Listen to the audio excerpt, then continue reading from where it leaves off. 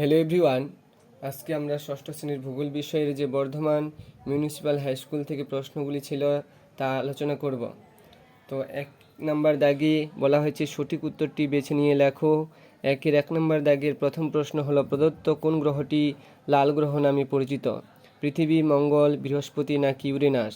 তো সঠিক উত্তর হচ্ছে মঙ্গল গ্রহ, কারণ মঙ্গল গ্রহে SO2 অর্থাৎ সালফার ডাইঅক্সাইড এবং Fe অর্থাৎ আয়রন বা লোহার পরিমাণ থাকার কারণেই মঙ্গলকে লাল গ্রহ বলা হয়। 8টি কুলীন গ্রহ এবং 5টি বামন গ্রহের মধ্যে মঙ্গল গ্রহকেই লাল গ্রহ বলা হয়। 2 নম্বর প্রশ্নে বলা হয়েছে, প্রদত্ত কোন গ্রহটি সূর্যের সবচেয়ে কাছে অবস্থিত? শুক্র, বুধ, মঙ্গল নাকি পৃথিবী? তো সূর্যের সবথেকে কাছের গ্রহ হলো বুধ এবং পৃথিবীর কাছের গ্রহ বললে হতো শুক্র। তারপর পৃথিবীর নিরক্ষীয় ব্যাসের দৈর্ঘ্য কত? তো 12,756 কিলোমিটার হলো পৃথিবীর নিরক্ষীয় ব্যাসের দৈর্ঘ্য, মনে রাখবে। 4 নম্বর দাগে বলা হয়েছে, ভারতের ড্যাশ দ্রাঘিমার স্থানীয় সময়কে ভারতের প্রমাণ সময় হিসাবে ধরা হয়? তো মনে রাখবে 82 ডিগ্রি 30 মিনিট পূর্ব ভারতের যে স্থানীয় সময় তা প্রমাণ সময় হিসাবে ধরা হয়, অর্থাৎ IST ইন্ডিয়ান স্ট্যান্ডার্ড যেটা টাইম, সেটা হচ্ছে 82 ডিগ্রি 30 মিনিট পূর্ব। তারপর 2 নম্বর দাগে এক কথায় উত্তর দাও। কি বলা হয়েছে, ভারতের বৃহত্তম রাজ্য কোনটি? তো ভারতের বৃহত্তম রাজ্য হলো উত্তর পশ্চিম ভারতের যে রাজস্থান রাজ্য, সেই রাজ্য হলো সব থেকে বৃহত্তম বা বড় রাজ্য হলো রাজস্থান। তারপর 2 নম্বর দাগে বলা হয়েছে, ভারতের দক্ষিণতম বিন্দু কোনটি? ইন্দিরা পয়েন্ট। ভারতের দক্ষিণতম বিন্দু আন্দামান ও নিকোবর দ্বীপপুঞ্জের নিচে যে বিন্দু রয়েছে সেটি হলো ইন্দিরা পয়েন্ট। তো দক্ষিণতম বিন্দু নর্মালি বলা হয়েছে, তো ইন্দিরা পয়েন্ট হবে। যদি বলতো ভারতের মূল ভূখণ্ডের দক্ষিণতম বিন্দু কি, তাহলে কিন্তু কন্যাকুমারিকা অন্তর্ভুক্ত। তারপর 3 নম্বর প্রশ্নে বলা হয়েছে, ভারতের একটি পূর্ব বাহিনী নদীর নাম লেখো। তো ভারতের পূর্ব বাহিনী নদী হলো গোদাবরী। তারপর 3 নম্বর দাগে বলা হয়েছে, নিম্নের প্রশ্নগুলি উত্তর দাও। ওগুলো 2 নাম্বার করে আছে। দেখো, দুন এবং তরাই বলতে কী বোঝো? তাহলে দুন শিবালিক ও হিমাদ্রি উপত্যকার মধ্যবর্তী যে নিম্ন স্থান তাকে দুন বলা হয়, যেমন উত্তরাখণ্ডের রাজধানী দেরাদুন উদাহরণ রূপে দেবে।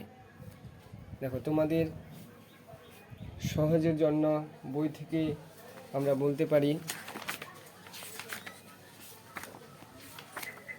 দেখো, এই জায়গায় লেখা আছে কি, যে শিবালিক ও হিমালয়ের মাঝের যে সংকীর্ণ বা নিম্নবর্তী উপত্যকা তাকে দুন বলে। উদাহরণ লিখবে দেরাদুন, মনে রাখবে। তারপর কি বলা হয়েছে প্রশ্নে, তরাই বলতে কি বোঝো?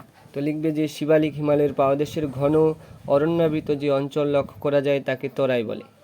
উদাহরণ দিবে গারো খাসি, জয়ন্তিয়া, এগুলো পাহাড় মেঘালয় রাজ্যে রয়েছে, বা ভারতের পূর্ব সীমানার রয়েছে পাটকই, বুম আর নাগা পর্বত, উদাহরণস্বরূপ লিখে নেবে।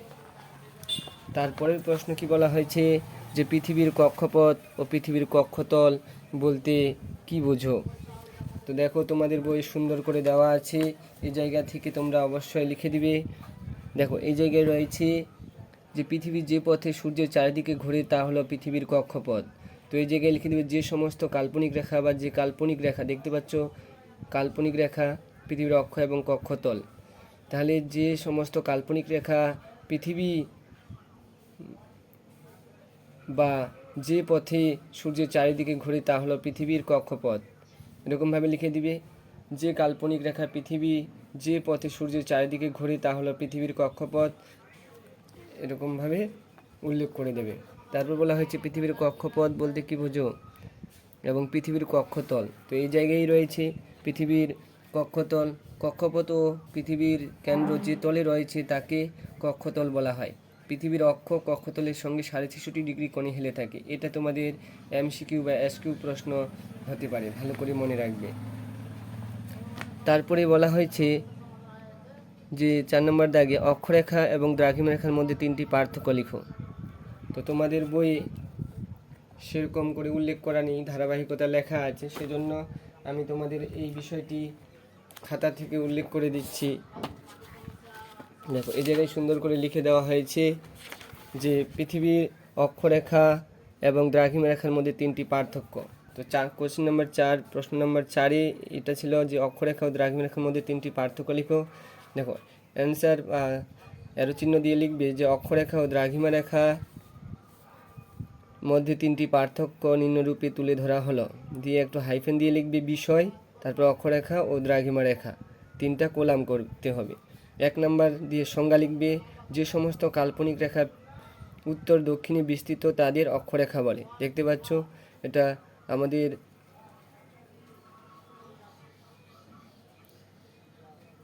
যে সমস্ত কাল্পনিক রেখা উত্তর দক্ষিণে, মানে এটা উত্তর দক্ষিণ হবে না, এটা পূর্ব পশ্চিম হবে, এটা পূর্ব পশ্চিম হবে, পূর্ব পশ্চিম অর্থাৎ যে সমস্ত কাল্পনিক রেখা পূর্ব পশ্চিমে বিস্তৃত তাদের অক্ষরেখা বলা হয়, মনে রাখবে। তারপরে তার বিপরীতে লিখবে, যে সমস্ত কাল্পনিক রেখা পৃথিবীর উত্তর দক্ষিণ মেরু বরাবর অঙ্কিত তাদের দ্রাঘিমা রেখা বলা হয়। তারপর 2 নম্বর আকার পয়েন্ট করবে, লিখবে প্রতিটি অক্ষরেখা পূর্ণবৃত্ত হয়, দেখো পূর্ণবৃত্ত অক্ষরেখা। আর তার বিপরীতে লিখবে প্রতিটি দ্রাঘিমা রেখা অর্ধবৃত্ত হয়, অর্ধবৃত্ত। দেখো দেখতে পাচ্ছ যে এটুকু অংশ অর্ধবৃত্ত। তারপর সংখ্যা লিখবে পয়েন্ট করে, যে পৃথিবীতে মোট অক্ষরেখার সংখ্যা হলো 179টি এবং পৃথিবীতে মোট দ্রাঘিমা রেখার সংখ্যা হলো 360টি। তারপর এরকমভাবে পারলে চিত্রটা দিয়ে দিবে, তাহলে সুন্দর দেখতে হবে। তারপরের প্রশ্ন বলা হয়েছে যে নিরক্ষরেখা কাকে বলে, নিরক্ষীয় তল কি। তো এই জায়গায় দেখতে পাচ্ছ যে সমস্ত কাল্পনিক রেখাগুলি সমান্তরালে পূর্ব পশ্চিমে অঙ্কিত কাল্পনিক রেখা হলো অক্ষরেখা।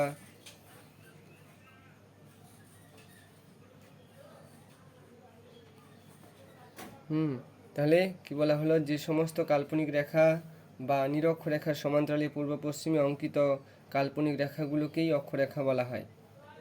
সুন্দর করে লেখা আছে, অবশ্যই লিখে নিবে, 20 নম্বর পেজে তোমাদের দেওয়া আছে।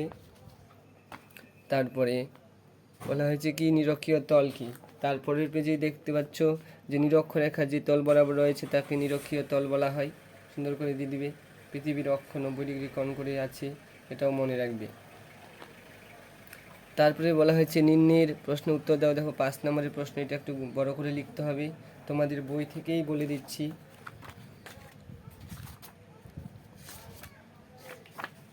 ভারত,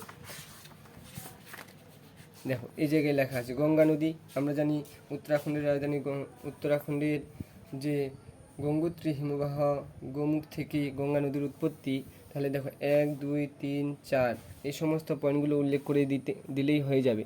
দেখো 1 নম্বর পয়েন্ট করে লিখবে, গঙ্গোত্রী হিমবাহের গোমুখ তুষার গুহা থেকে উৎপন্ন, প্রথম অবস্থায় এর নাম ভাগীরথী। 2 নম্বর দিয়ে লিখবে পয়েন্ট, যে উত্তর প্রদেশের এলাহাবাদের কাছে প্রধান উপনদী যমুনার সাথে মিলিত হয়েছে। 3 নম্বর দিয়ে লিখবে, মুর্শিদাবাদের ধুলিয়ানের কাছে পদ্মা ও ভাগীরথী হুগলি নামে দুটি শাখায় ভাগ হয়েছে।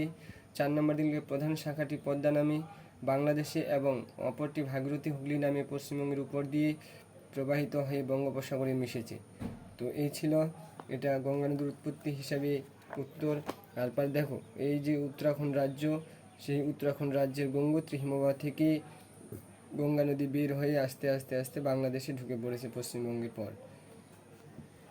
এরকমভাবে পারলে ম্যাপটা অঙ্কন করে দেওয়ালের মধ্যে চিপকে দেবে, তাহলে নোটটা যখন খাতায় তুলে নেবে তখন তোমাদের পড়তে সুবিধা হবে। তারপরের প্রশ্ন বলা হয়েছে যে ভারতের উপকূলীয় সমভূমি সম্পর্কে আলোচনা করো। তো ভারতের উপকূল বিষয়টা বের করে দেখো, এই জায়গায় লেখা আছে 5 নম্বর পয়েন্টে যে উপকূলীয় সমভূমি অঞ্চল, এটাই সুন্দর করে তোমরা লিখে দিবে। দেখো ভারত, এটা ভারত, তাহলে এই গুজরাট রাজ্যের সব থেকে উপকূল রেখা বেশি রয়েছে। এগুলো বিভিন্ন পার্ট দেখো ভাগ করা আছে, গুজরাট উপকূল, কোঙ্কণ উপকূল, মালাবার উপকূল, করমণ্ডল উপকূল। তো এগুলো অনেক ভিতরের বা ইন্টারনাল বিষয়। তোমরা কি করবে, যে ভারতের এটা পয়েন্ট করে লিখে তারপর লিখবে এটা ভারতের দক্ষিণ উপদ্বীপীয় মালভূমির পশ্চিমে রয়েছে আরব সাগর, পূর্ব দিকে বঙ্গোপসাগর।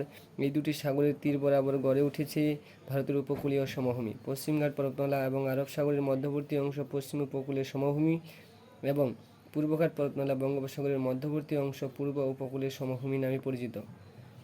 তারপরে এই উপকূল কীভাবে দেখো সংজ্ঞা রয়েছে, তা উপকূলীয় সমভূমি, এগুলো পারলে একটু স্টার চিহ্ন দিয়ে লিখে দিবে। এরকমভাবে লিখলেই তোমরা নোটে 5-এ 5 পেয়ে যাবে। তো এই ছিল আজকের আলোচ্য বিষয়। ভালো লাগলে ক্লাসটি লাইক কমেন্ট দিয়ে আপনার উপস্থিতি জানাবেন এবং বন্ধুদের মাঝে বেশি বেশি শেয়ার করে দেবেন এবং কাইন্ডলি ফারুক স্টাডি চ্যানেলটিকে সাবস্ক্রাইব করে নেবেন।